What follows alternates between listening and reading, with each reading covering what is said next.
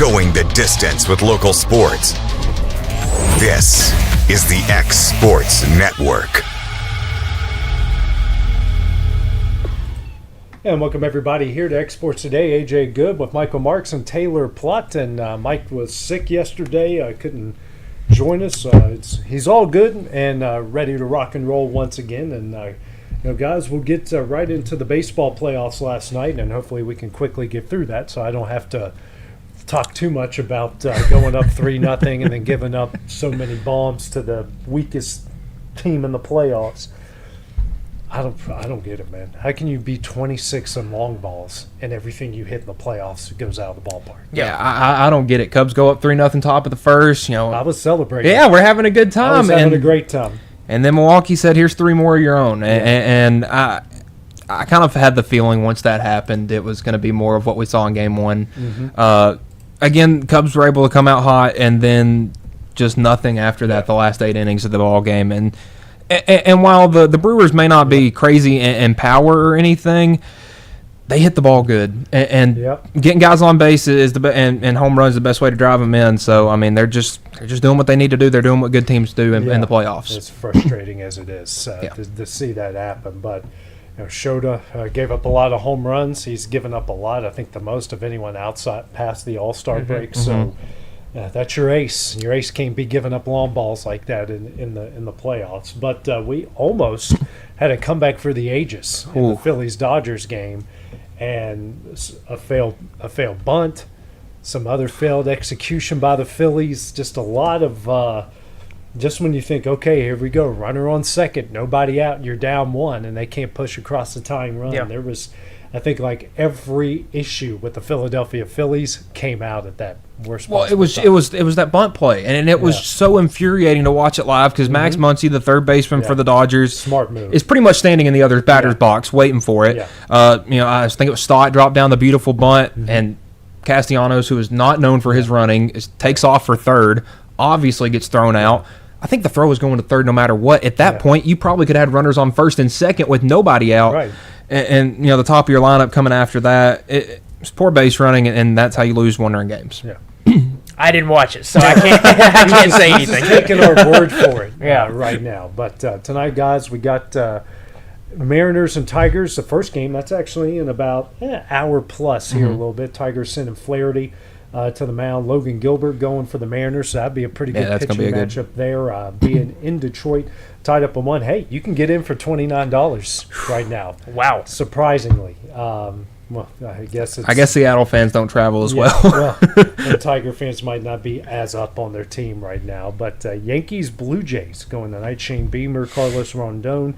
So that will be a pretty good pitching matchup as well. Yankees fighting for their lives. They gotta have it. I would say the only people that have had it worse than the Cubs so far in the divisional series is the Yankees, and it's kind of the same story. It doesn't make sense why the Blue Jays are good, but they're just scoring more runs than the team they're playing, and so far through the divisional series, a lot more runs. They're like getting the Cubs treatment, which is, I would love to see the Cubs just go all the way. There's only been 7 teams ever in the history of the divisional series to go down 2-0 and then win the next 3. Yeah, let's make it number 8, baby. 1908 will be the 8th. Get the Yankees out. Let's let the Cubs kind of rebound and take it off. Yeah. Guys, in some wild NFL news right now, the Cincinnati Bengals have turned to their division rivals for a much-needed solution at quarterback as they have traded for Joe Flacco from the Browns. The Bengals also received a 6th-round pick, while Cleveland landed a 5th-round pick in the trade that was announced earlier today as the Bengals trying to find a solution for the injured Joe Burrow.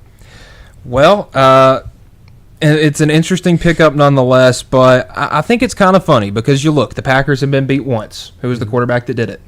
It was Joe Burrow. Mm-hmm. Yep. I think maybe it works, maybe it doesn't work. I mean, the Bengals defense is about as bad as the Browns. I mean, Shadur's QB2 now in Cleveland, and I'm just surprised how bad the Jake Browning experiment went in Cincinnati, because it had gone well a couple years ago, and it just he was playing like a third-string quarterback the past couple of weeks. It just has not worked one bit.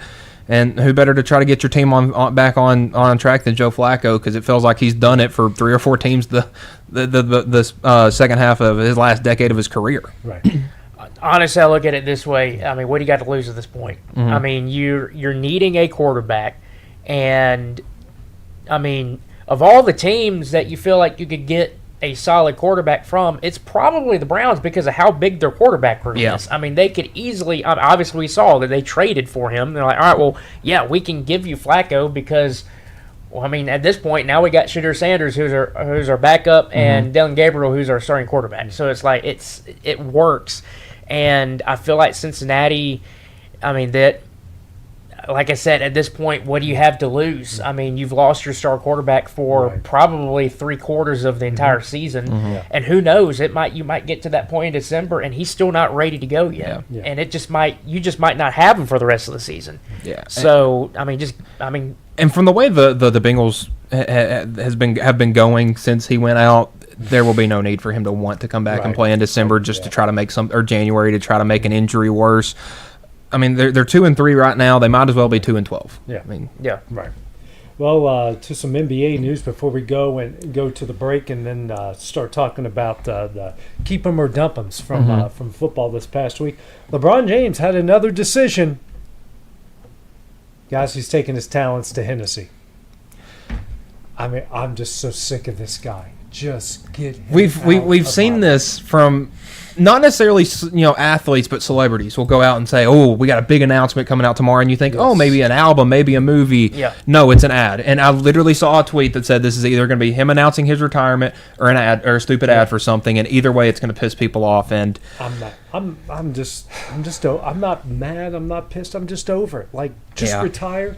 I'm tired of the stupid GOAT conversation because he's not. I'm tired of everything that has to do with this guy. Just like, get out of our lives. Yeah. Like, the game doesn't need you anymore. We as fans don't need you anymore. Like, we wanted more Jordan. We don't want more of LeBron. Yeah. The thing that irks me with the LeBron James stuff is I feel like, I'm trying to make a good analogy here. I feel like, go back and think of a song that was just like came out during the summer, and it was like, hey, everybody's listened to this song, and you could listen to it on repeat for several times. Well, at some point it gets old. And if you keep trying to push that song, you're going to start getting people like, no, I don't want to deal with that. I'm going to go over here and try something else. I feel like with LeBron James, it's just like you keep getting shoved. You're trying to shove him down, and just we can't. It's like it's old. It's old. It's like you just can't do it. this is year like 14 of that. They've been really doing it since his first decision when he left Cleveland for Miami. And I mean, listen, I think it was a great marketing decision by Hennessy because everybody in the world wanted to know what LeBron had to say, and then it was a big letdown when you realized that it was an alcohol ad. Just over it. I'm just over it. Yeah. Which makes me want to go to commercial break and then come back, and we're going to play Keep 'em or Dump 'em, Yep. which is what we're going to do. We'll be back here in 2 minutes on the X Sports Network.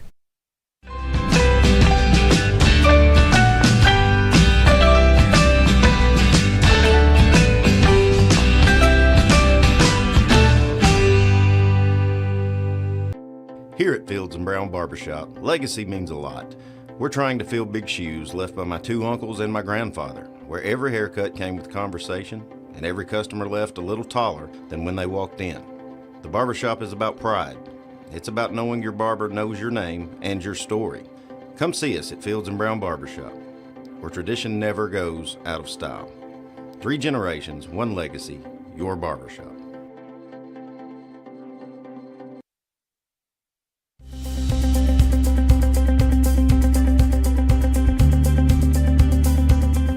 Arctic Air keeps your home or business comfortable. For more than 20 years, we've provided outstanding residential and commercial services through southern Middle Tennessee. Whether you need assistance with your heat, air conditioning, preventive maintenance, or anything in between, trust our reliable team to get the job done. We'll take the time to figure out your specific needs and recommend what we believe is right and best for your situation. We've been using Arctic Air for over 15 years now. Their service is great, they're here when we need them, and their prices are competitive. They take the worry out of the heat and air so I don't have to. Arctic Air. When you need us, we'll be there.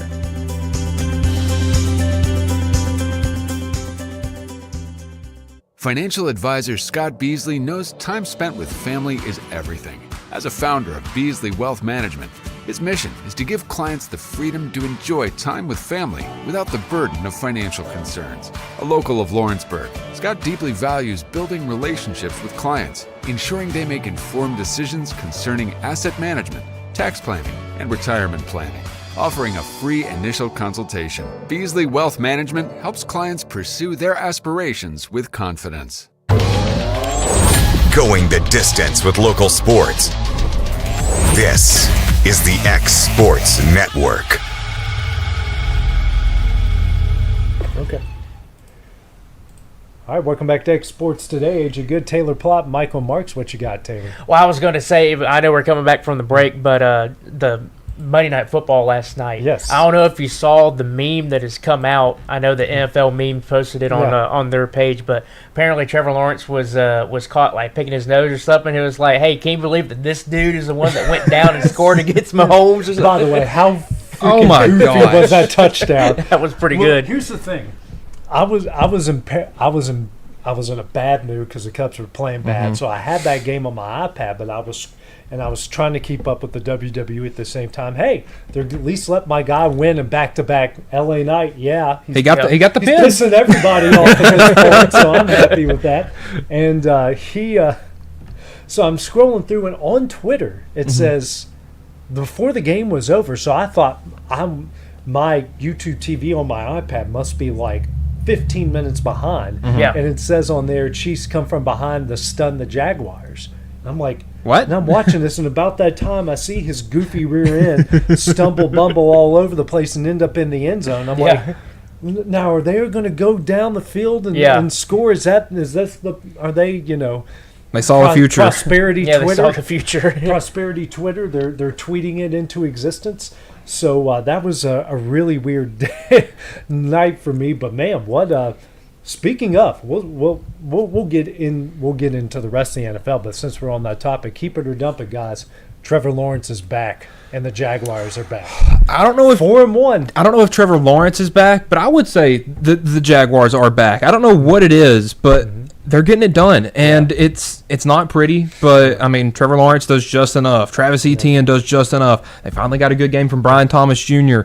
Travis Hunter finally made an impact on offense. So it's these little things that are starting to piece together and showing you how good this team is. Because I mean, you look at you start looking at Kansas City's roster, and you just don't know who any of these people are anymore. I mean, you're getting to the point where, okay, Brashard Smith got a snap for him in the backfield. Tyquan Thornton led them in receiving yards, and these aren't household names. These aren't the Travis Kelce's, the Tyreek Hills anymore. They're trying to piece together a roster that isn't tooled really well to win in the NFL today.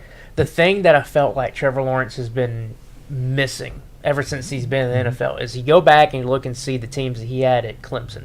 Obviously, everybody's going to focus in on Trevor Lawrence, but look at the receiving core that he had around him. Loaded. And T. Higgins, Amari Rogers, those guys, Hunter Renfro, His running backs were and running backs too. Travis Etienne was one of them. I mean, But you look at that and it's like he had a great core of players around him.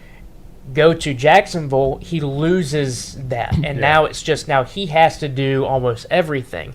And not saying that he's not a great quarterback, but he's never been that one that I believe can be that guy. That is, as long as we have Trevor Lawrence, we can win any game. No, he needs to have those people around him.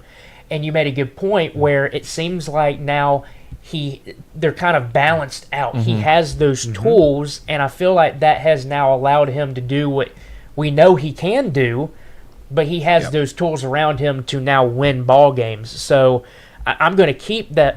Yet Trevor Lawrence is back, but the reason he's back is because the Jacksonville Jaguars actually have good tools that he can actually use. And so I feel like that, and the Jaguars are back, and we're looking at a really good football team possibly. Yeah, and I'm sitting here just trying to find, because I do this after games. I look for that one stat that really told you why Jacksonville won. They were the same on third down. They had less yards, less passing yards, less yards per play, less rushing yards, more turnovers, more penalties. Well, they actually had less penalties. But other than that, I mean, it was Kansas City all the way, but Jacksonville was able to put one more score on the board there at the end. Pick six. That was the game.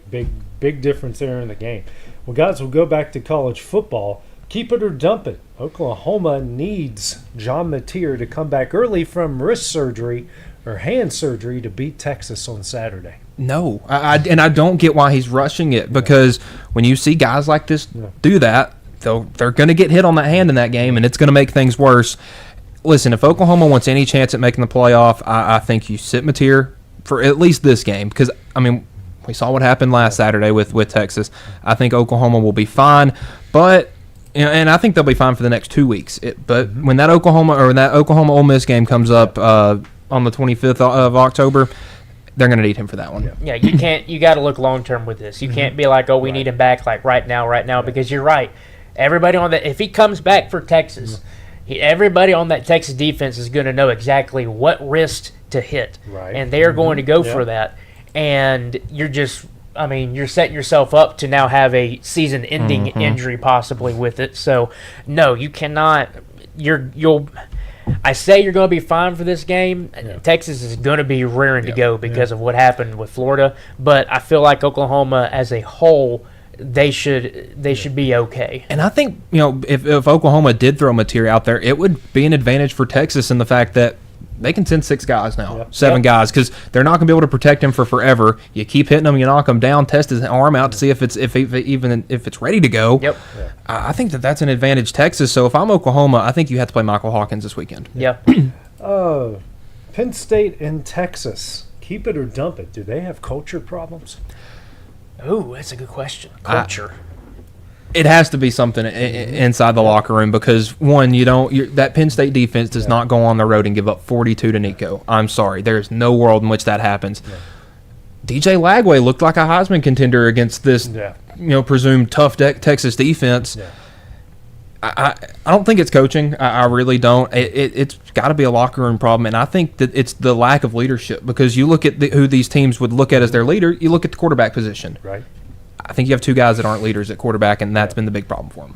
Yeah, I'm going to go on board with that. I think for Texas, I don't think that it's a coaching problem. I feel like if you look at the way that Sarkisian has coached, and even on the defensive side, I don't know who their DC is, but it just seems like they do what they feel like they need to do, but they just don't end up executing, and then if the team fires back and you get into a hole, it does look like they kind of crumble a little bit. So, it's possible that it's the locker room. I think it's probably more that, if anything, outside of coaching.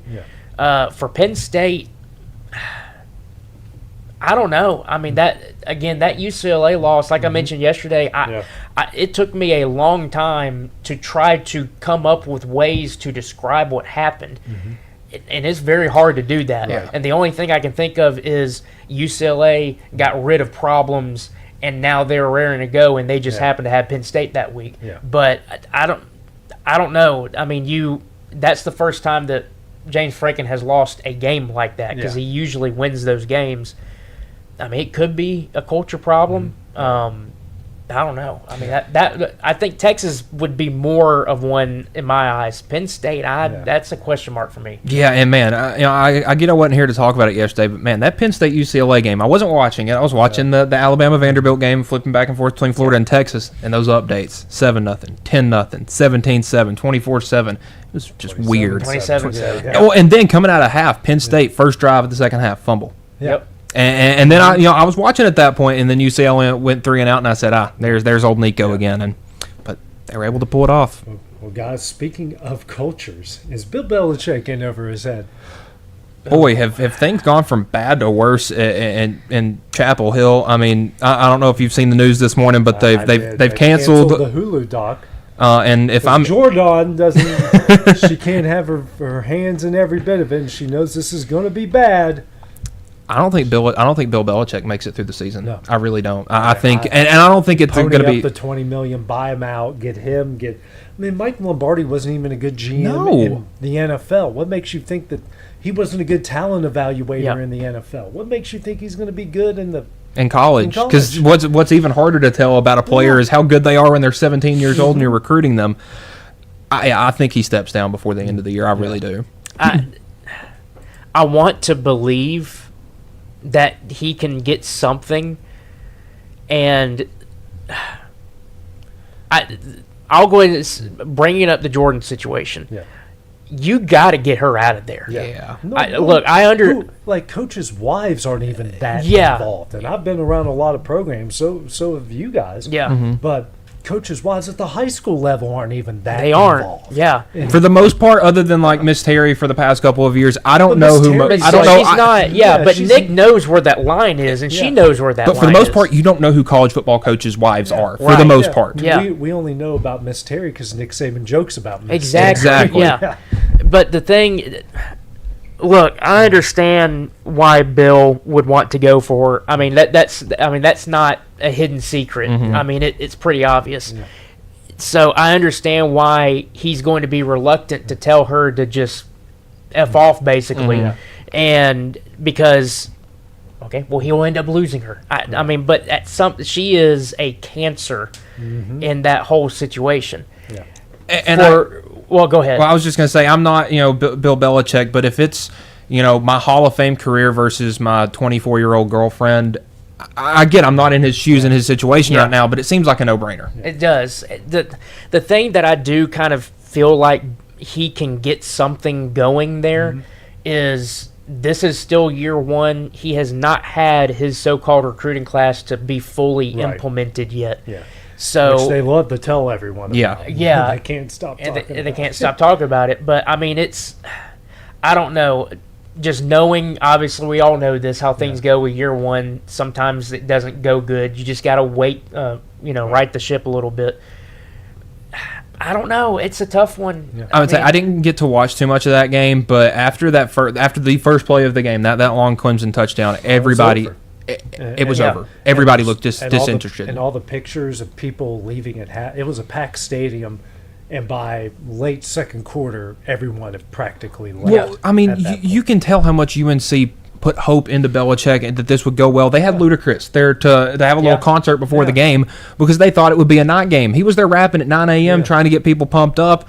I mean, that can tell you all you need to know about your program right there after that. Don't do that to the greatest rapper. The other Exactly. The other question that I would pose is, if this doesn't work, my question is he one where he is specifically a coach for the NFL?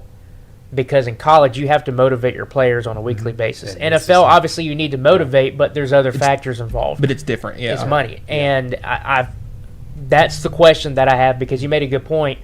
After Clemson did what they did, it looked like they just shut down. So my question would then be, is he a good enough motivator for the college game? And if not, then it's not going to work. Yeah, and I think you need a motivator, honestly, now more than you needed a talent developer, because you have to get your guys ready to play week after week. And I mean, I don't think there's anything that looks less motivating than Bill Belichick. And even when he was with the Patriots, I mean, there were the fun moments where he went to the Halloween party, that Randy Moss invited him to. Yeah. But other than that, I mean, he was a cold, soulless looking type of figure. Yeah. That fun kind of seemed like the last thing he was worried about. Right. Okay, guys. Outside of Miami, is Virginia the best team in the ACC? I think we got a lot answered about the ACC this weekend. I don't know if Virginia is number 2, just for the fact that I really don't feel like they beat Louisville. Louisville kind of beat themselves in that game. But just looking at who else is in the ACC right now, it might be them. Georgia Tech. They have a win over Florida State. They had a late loss on the road at NC State, which was not a conference game. Yes. So they're 3-0 right now. This is their remaining schedule. They're off this week. They're home versus Washington State, who's in the dumpster, at North Carolina, at Cal, home versus Wake Forest, at Duke, home versus Virginia Tech. Outside of Duke, I think they're favored in every single game. Probably. Maybe Duke, maybe Wake Forest, but I mean, we saw Cal lay an egg Saturday night. Just an inexperienced at quarterback. UNC is not even a football program at this point, and Washington State and Virginia Tech haven't been impressive. Yeah. I don't think it's crazy to look at Virginia at 10-2, and this is a Tony Elliott coach team that he was coaching for his job, and now he might get a raise. Right, absolutely. I could see this happening. Virginia ends up winning out. Yeah. And at the end of the season, you look at it, and it ends up being Miami and Virginia for the conference championship. It's happened before. It's happened before. But I still might not think that Virginia's that number 2 team. Right. It might be Florida State. It might be Georgia Tech. Right. But the problem that then happens is, well, Florida State loses one more game, Georgia Tech loses a game, and just the way that the records go, Virginia ends up getting that spot. Yeah. So as much as I would like to get behind a Virginia team that, looks like they're pretty decent, I would be more in line on, I don't think that they're the number 2, but I wouldn't be shocked with how the stuff kind of evolves, where they end up being the so-called number 2 without being the true number 2. Yeah, and it's funny. The top 3 teams right now, it's Miami. I think we look at Georgia Tech and we look at Virginia. Those teams don't play each other. Right. Yeah. So something's going to have to figure itself out before we get to that ACC championship game. Guys, keep it or dump it. Navy and Air Force. I'm looking at the numbers. Navy had 519 total yards, 339 through the air. Air Force 460, 249 through the air. If you watch the game, see some of the highlights. This isn't the old option attack. They are is the days of the triple option with the service academies done, because Air Force and Navy are trying to kill it in a heartbeat. I would say it's starting to come to an end, and man, I'm just impressed with how Blake Horvath threw the ball Saturday, because I did peek over at that game for a little bit, because that was their one struggle last year. Is he was a really good runner, but when it came to forcing him to throw the ball, the 5 or 6 times they would a game, it wasn't great. And I mean, he threw for over 339 yards. Yeah, and he ran for 130 on top. Yeah. Yeah, I mean, you got a guy putting up almost 500 yards and 4 touchdowns. Yeah. I don't know if I'm not sure how. I think Army is still strictly. Yeah, they had 4 pass attempts Saturday, so they're still true to themselves. But I think Air Force is. I'm not sure about Navy. I had a conversation about this with a buddy of mine a couple years ago, because it was Navy who had a quarterback, was it 3 years ago, 4 years ago, that he was one of the first ones they had that outside of a Stallback, I think is what it was, that could actually seem like he could throw the ball pretty well. Yeah. And they started utilizing that a little bit more. Now Air Force is doing it. I would be curious to see if we're going to get a blend where it's not strictly you have a triple option package, but it's a mixture, and you have both triple option and you have maybe like a little bit of a spread attack with it. Try to defend that. Yeah, that's what I say. You send out, say 5 down linemen. Okay, we'll spread it out. We'll run single back. I know Navy's offensive coordinator, Drew Cronick.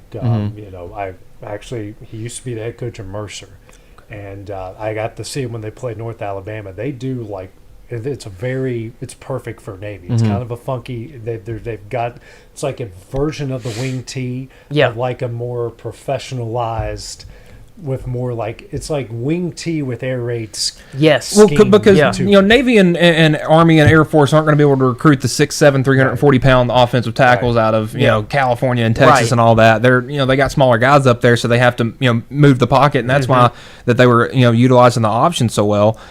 I think that this, kind of a newfangled sort of offense for them, I think it could work. Yeah. And taking a look at Navy's remaining schedule, they're 5-0, 3-0 in the conference. They're at Temple this week. Then they're home versus FAU, and then check out the next 4 games. Ooh. At North Texas, at Notre Dame, home versus South Florida, at Memphis, then Army. Wow. That's brutal. I mean, they could be 7-0 going through that, and they could realistically finish the season 7-5. Yeah. Yeah. Or I'm not saying they win out. If they go 11-1 and that one loss is to Notre Dame, or if they go 11-1 and that one loss is to either Memphis or South Florida or North Texas. I mean, that's a good team too.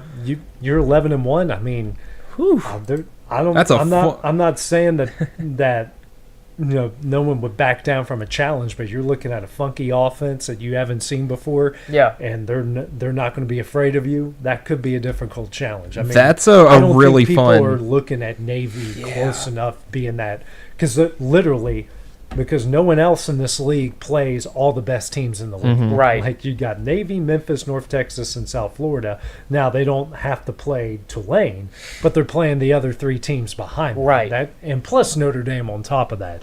that's a pretty brutal stretch of games. Yeah, and Notre Dame last year was kind of where they sort of got turned around because they lost the next week to Rice and then had a close game with South Florida and then got smacked by Tulane. So this is the prove it stretch for them because everybody was kind of talking not crazy talk, but hey, Army or Navy can make the playoff last year. I remember that. And then they both of those teams ran into Notre Dame and then kind of fell apart afterwards, but. Why not this year? If they can prove that they can win those games down that stretch, because that's a terrible-looking month of November, I think they deserve it. Yeah. All right, guys, who saved their job on Saturday? Billy Napier or Scott Satterfield? As Cincinnati just upset Iowa State, and they are sitting 2-0 in the Big 12, 4-1 overall, with that one loss being a close down-the-stretch loss to Nebraska in Kansas City. I don't know if Satterfield saved his job, but I think he gained a lot of respect from other people just the way that his team's played this year. Because obviously, you switch a couple plays against Nebraska, and they're 5-0 right now. I think Billy saved his job though, because I think if you flip that score, that he's probably not the coach at Florida this morning. But I mean, it happened last year. He was in a game that was going to get him fired, and he won it, and they're going to keep him again. I agree. I feel like with the Cincinnati position, I think that seat was warm. It wasn't hot. Yeah. Napier's was hot. It was a grill with a deep fryer on top of it. Yes. Which is what that was. And he was able to get himself out of it. He was able to get himself out of it. I think I mentioned yesterday, I feel like he is just that one coach that he'll get into that position and then he'll take himself off the block. Then he does it again and take him off. He's a second half of the season coach. And if you give him Penn State's schedule, they might be undefeated. They very well might be. They could be. And I just found the crazy thing with Billy Napier is obviously Florida wasn't in a great spot after that last season of Dan Mullen, but it's almost like in people's mind, the expectation for Florida. I mean, they can go 7-6 right now, and they'll be like, okay, that was an all right season. It's not 10-2 or bust for them anymore, and it's kind of sad as an SEC fan, but as a Tennessee fan, I'm not going to complain. But we got a big game down there in November. Here's Cincinnati's remaining schedule: home versus UCF, at Oklahoma State, home versus Baylor, at Utah, back-to-back home games with Arizona and BYU, then at TCU. I mean, they dodge some of the bigger dogs like the Texas Techs and stuff like that. Arizona State. Yeah. Utah, BYU, and TCU will be very good. No, they beat Kansas. They beat Kansas. Yeah. I about to say, I think that Baylor game is going to because I think they beat UCF and I think they beat Oklahoma State pretty handily. Can they beat Baylor? I think that's going to be the telling factor for Cincinnati. I agree. All right, guys, let's go over to the NFL. 49ers are at 4-1, doing it literally with 3/4 of their roster on the IL. Is Kyle Shanahan a secret genius that his team is 4-1 with their one loss coming to that really good Jacksonville team and a game that they probably could have won? I don't even know if we call him a secret genius because I've been a huge Kyle Shanahan guy since he got Jimmy Garoppolo to a Super Bowl. That won me over right there. So that proved to if you throw 11 guys on the NFL out there on his offense, they're going to look just fine. I would go out on a limb and say that if he had an offense full of seven round players, quarterbacks, running backs, whatever, you put every single player on there that was picked in the 7th round or just unpicked. Yeah, I think he makes a really good offense with them. It's practically what he's doing I would right now with because Christian McCaffrey. I would say they're just a fun offense and a fun team that is having to put up ugly scores to compete because, like you said, they're missing feels like 90% of their offense. Yeah. Guys, why do New York teams suck in the NFL? And they have sucked for a very long. I told him this stat yesterday, Mike. The Giants, their last 5 possessions ended in turnovers. The last team to do that was the 2007 Jets. Well, I'm sitting here thinking of it. So the Jets won Super Bowl III. The Giants won 2 in the 80s? And it's been nothing since then. I mean, Mark Sanchez, new felon now, got you to Don't forget about Eli. Yep. Okay, good point. Yeah, Eli did give you 2 Super Bowls. But, I mean, Eli Manning didn't win a playoff game in the rest of his career other than those 2 years. I don't know. It doesn't make sense because you would think because it's like this in most sports. It feels like Yeah. New York and LA are kind of the centers, and in the NFL, it feels like for the most part there's nothing there. I mean, the Rams and the Chargers look all right, but I mean, both the Giants and the Jets have been mostly a joke for a good part of my lifetime, which feels crazy to say, but it's been the case. I think that they've had. You could probably put the front office in there to an extent, but I really think that they just have had bad coaching Yeah. for the I past agree. several years. Yeah. And Dable seems like he is somewhat of a coach that he could do something, but it just seems like they're missing pieces outside of just players, because I feel like they've had the players, but coaching and maybe front office, I think that's been their Achilles heel. So I don't know. I mean, there's just something about. I mean, the Jets. I think the Jets are in a completely different situation than the Giants are, but I still feel like both of them have coaching problems. But man, you go back and look for. I mean, it's been several years since you've actually had good New York teams. I don't know. I feel like that's the problem. Since 2015, which was the first year without Rex Ryan, they don't have a head coach that has a career record above 24-40 is the best percentage-wise, and that was Todd Bowles. It has gone downhill with Adam Gase, Robert Salah, Jeff Ulbrich, and Aaron Glenn. And right now, you can just read those names and be like, okay, those were terrible head coaching options. When are they going to make the right pick again? Because I think Rex Ryan was a great coach for them. But really, other than that, they haven't had like a long-term, really, really good coach. All right, guys, finally, I'm going to give you two quarterbacks. Which one do you give up on the first? Kyler Murray or Geno Smith? I'm going Geno. And see, I'm going to say Kyler Murray because I feel like he was, such a high pick coming out. And obviously his size was always a concern, but he's had a good receiver and a good running back for the majority of his career, and Arizona hasn't been much of a factor in anything. At least in Geno's case, he had injury problems, and he had to play for the Jets for a good part of his early going in his career.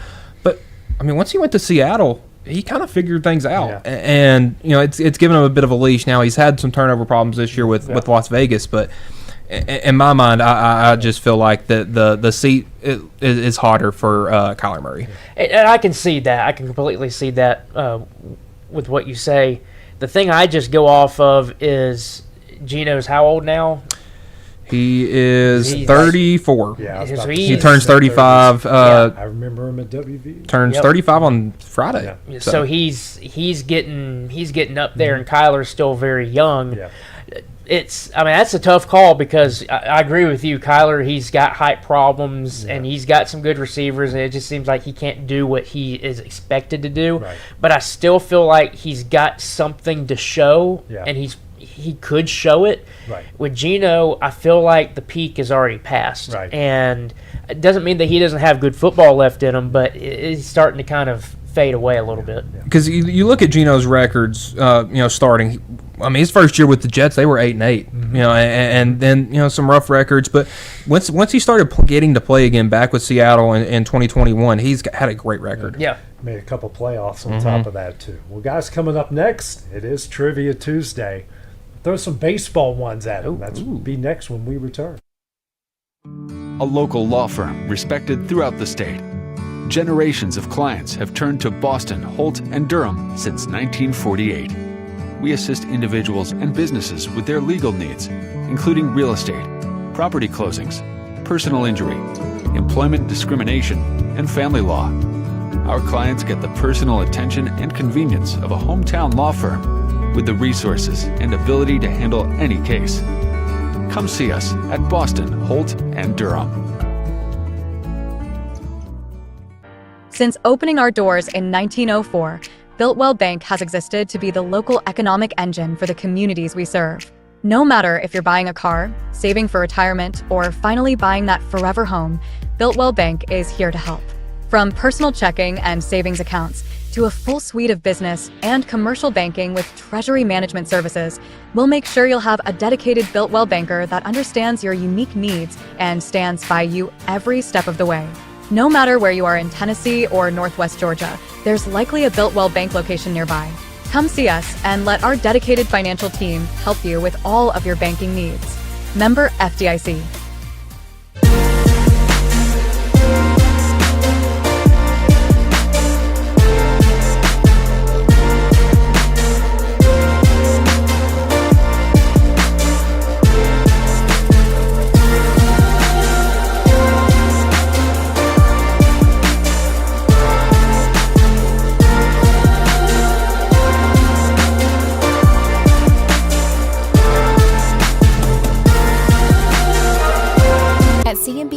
Fast, friendly, and reliable service is our promise to you, because you're not just a customer, you're family. From multi-use linen to branded floor coverings and a complete range of cleaning supplies, C&B Linen is here to make sure you have everything you need. From our high-quality products to our fast, friendly, and reliable service, you'll experience the difference with C&B Linen, because you're not just a client, you're part of our family. You'll be winning with C&B Linen. Got a dent, a ding, a scratch, or a bent fender? Major or minor, Car Country Collision Center in Leoma can fix you up. Car Country works with all insurance carriers, gives free estimates, can work on foreign and domestic vehicles, and has experience you can trust. They've been in business since 1990. Unfortunately, accidents happen, but you can get your car back on the road with as little hassle as possible with the help of Car Country. Call 931-852-4708 or stop by at 2567 Highway 43 South in Leoma.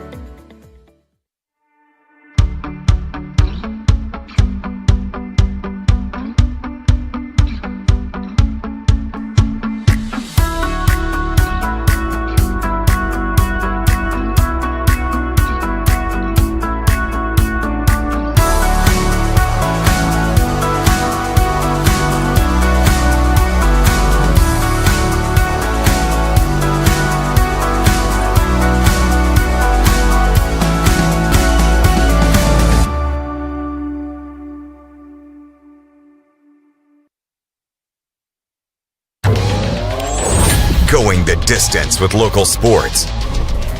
This is the X Sports Network. Welcome back here to X Sports Today. AJ Good here, Michael Marks, Taylor Plott. Guys, it is time for Trivia Tuesday. Let me pull it up. We're going baseball. All right, guys. Top 10 home runs hit by a single player in their home ballparks. Albert Pujols. Number 6. Hang on, 6. 333 hitting his home ballpark. What is how many did number 10 hit? Because that may impact my next guess. 321. Just because he played there for forever. Is Derek Jeter on there? No. Okay. Did he even hit 300? And that's the thing. I don't know if he hit 300 in his career. David Ortiz? No. Stanton. No. Chipper. No. Are these more older players or newer players? You got a mix of both. And Okay. and if you think all-time home run. Okay, so like Barry Bonds going to be on number there. 2. He had 379 at home. Okay. Which he hit over. I mean, his home and away splits are pretty good. Yeah. Mark McGwire? Not in the top 10. Then Sammy? Sammy's not in the Wow, top 10. okay. Hank Aaron. Hank is number 1, Okay. 385, and because he played in Milwaukee and Atlanta, Right. both with the Braves. Yeah. Is there like a Willie Mays in here? Number 6. Well, Pujols was 7. Okay. Willie was 6. Mets, Giants, 335 home runs. Okay. Frank Thomas? Nope. Okay. King Griffey. He is number 8, 332. I'm going to go ahead and give you number 9 because you're not going to get it. Mel Ott, 300. I would not have got that one. Yeah. So you're missing 10, 5, 4, and 3. Oh, wow, so some of the top guys. Yeah. Okay. A-Rod? Number 3, 354 home runs. Oh, I feel like I always forget about him, and he's what, third all time, fourth all time in home runs. I think he's top top 5, Yeah. 5th or something. I know you said Ortiz wasn't on there, so I'm just going to – I don't even know if he would be, but Manny Ramirez? No. Okay.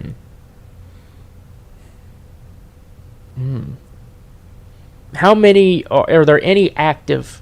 No. These are all inactive. Okay. Number 10 is 60s and 70s. I don't know if he played into the 80s. Actually, I want to say late 50s, 60s, and 70s. Number 5 is like the original home run hitter. Oh, Babe Ruth? Yeah. 336 at home. And then Is the guy in the 50s? You're missing 4 and 10. Number 4 is 90s, 2000s, 2010s. Oh. Left-handed. Oh, is that Delgado? No. Okay. And he played for 3 teams in the AL Central, 1 in the NL East. I forgot he played for that team. Oh, is it the guy I forgot the other day? Is it Jim Tomei? Yes, it is. Okay. 339 home runs at home. I was just Who kind did of he play for in the NL East? The Phillies. Phillies. Oh. Forgot he played for the Phillies. And he had he was with Cleveland. I'd say I know most. Cleveland. Yeah. Chicago a lot. And the White Sox a good bit too. Then, I think he ended with the Twins. That's right. Okay. Yeah. The only team he didn't play for was Detroit and Kansas City. Yeah. Did number 10 play for the Yankees? No. Oh. No, the teams he played for were the Reds, Orioles, Dodgers. What's this team? The Angels and Cleveland. 5 different teams. So is this the 50, 60, 70 guy? Yeah. Okay. There's also What team was he most known for playing for out of those? Baltimore. He Oh. won a World Series in Cincinnati and Baltimore, so Oh gosh. it's tough. He was the only clue I can really give that might make sense. I think he was the original manager of the Washington Nationals. Okay. I really have no idea because you saying the Orioles was the team he played for the most. That threw a lot of. Well, the one he's probably yeah. known for. You're going to say his name, and we're going to kind of Yeah. we should know who he is. Is it Brooks Robinson? You're very close. Oh. You I got feel the like you would get got it the more than last I would. name- You got the last name right. No, it's not. Okay. You got the last name right. And it's a third baseman, isn't he? No, he played all over. Okay. But you got the last name right, and he was a teammate of Brooks Robinson. Okay. Oh man.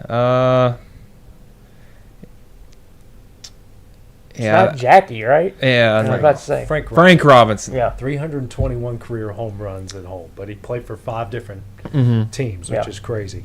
All right. I would say because I know Brooks Robinson for defense, not hitting.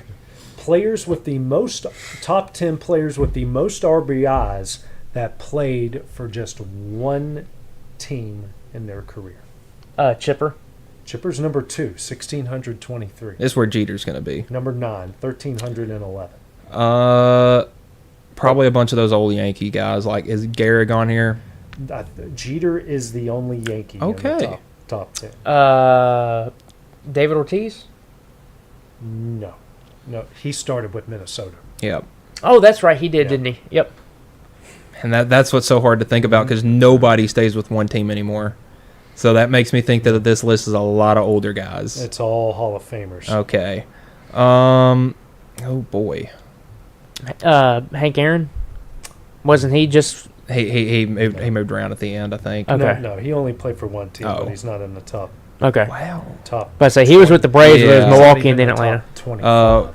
That's Is Willie up there? Willie Mays? no. He ended his Mets. career with the Mets. Yep. Won a World Series. Mhm. The 69. Improbable 69 Mets. Oh man.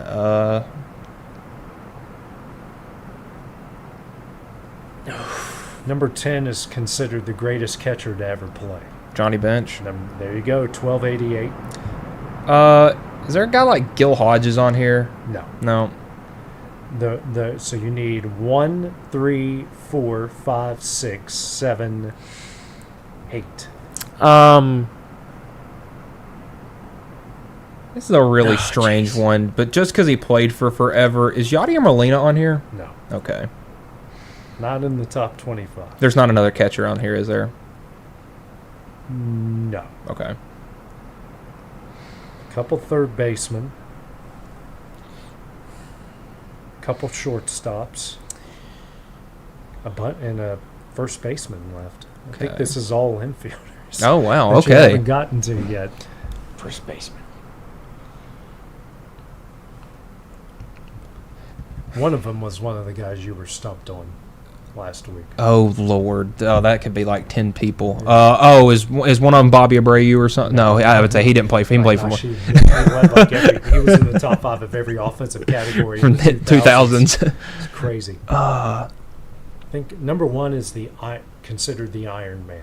Cal Ripken? Yes. Okay. But I was just going to ask if he was strictly an Oriole. Yeah. 1695. So you got 1 and 2. Because so many guys that like made a last move. Like everybody thinks of Ricky Henderson as only as an athletic, but I think he spent time with both Boston and New York. Pete Rose?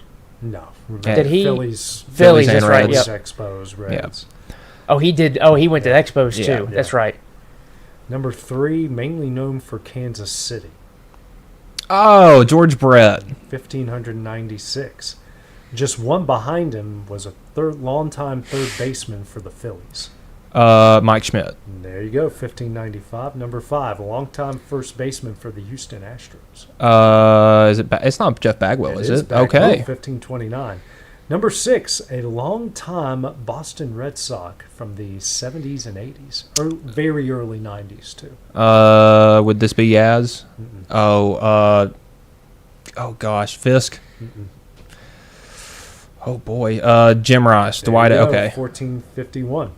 Number 7, former University of Tennessee quarterback. Todd Helton. There you go. 1406, and tied, and I know you're not going to get this, Robin Yount. Oh, for the Mariners. Yeah. Oh wow, I thought he. Baltimore. Baltimore. No, Milwaukee. My bad. And there's one. I said Milwaukee. I don't know why I thought Mariners. There's one on here I saw the other day last night going through my pictures. I'm going to try to find it because we're. Hopefully I didn't already pass by it because we're both Red Sox and Cubs fans. While you're doing that real quick, I have a Todd Helton story. Ooh, okay. So when I lived out in Wyoming, Denver's only like an hour and a half south of where I was at. So I went to a couple of the Rockies games. Well, Todd Helton was still out there with the Rockies. And a couple of my buddies, we all went, and it was like a Sunday afternoon game. And Todd Helton came up to bat, and the pitch, I mean, it was like if you did not hit a home run with this pitch, something is absolutely wrong with you. I don't care if you are not a power hitter or anything. That pitch is going out of the ballpark. That was one of the longest home runs I've ever seen someone hit. I mean, he hit it into like the upper deck, and I was just like, my goodness. I would love to watch batting practice in Colorado. All right, what is the all-time leader from a Red Sox for home runs at Fenway Park? Is it Ted Williams? It is 248. Can you guys guess who's the all-time home run leader at Wrigley Field from a Chicago Cub? I want to say Sosa. It is. It is? Okay. I was going to go... He just beat Ernie Banks by 3. And I was about to say, my next guess was going to be Mr. Cubby. Sam Berg, 164. Ron Santo, 212. Billy Williams, 231. Ernie Banks, 290. Sammy Sosa, 293. Fenway Park, Dwight Evans, 199. Jim Rice, 208. David Ortiz, 222. Carl Yastrzemski, God, I always struggle with that name. Yastrzemski, 237. Ted Williams, 248 home runs at Fenway Park. Well, guys, another fun X Sports today. Won't be here tomorrow. I've got to make a long trip out to Knoxville, but we will be back on Thursday. It will be our college football and NFL preview. We got every week. They're all big weeks. They all matter from here on out. So we'll see you guys on Thursday. Going the distance with local sports. This is the X Sports Network.